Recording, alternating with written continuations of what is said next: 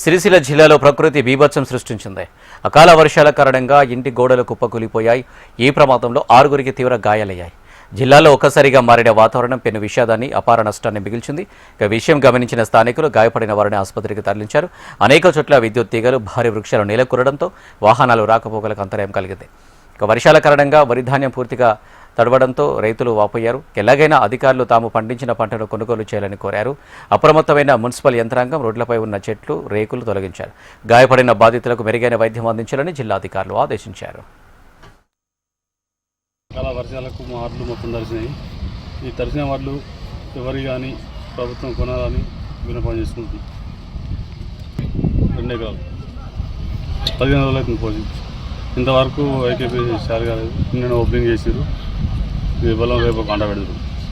ఇలా వర్షం కొట్టి మొత్తం మ్యాచ్ తడిచినాయి, మొత్తం తడిచినాయి. తడిచిపోయిన వార్డులు కూడా కొట్టుకుపోయినాయి. రగుడు బాది 2 ఎకరాలు వేసినాము, పోసినాము, కుప్పలు వేసినాము, నేర్పినామంతా. గాలి వాన పేపర్లు లేవు, గాలి వాన సంపుడు చంపితే మొత్తం అన్నీ లేచిపోయినాయి, పుట్టుపట్టు అయిపోయింది. లైట్గా రాళ్ళు కూడా పడ్డాయి. మరి రగుడు తడిసిన ధాన్యాన్ని కొనాలి, ప్రభుత్వం కొనాలి, మాకు న్యాయం చేయాలి అని కోరుకుంటున్నాం.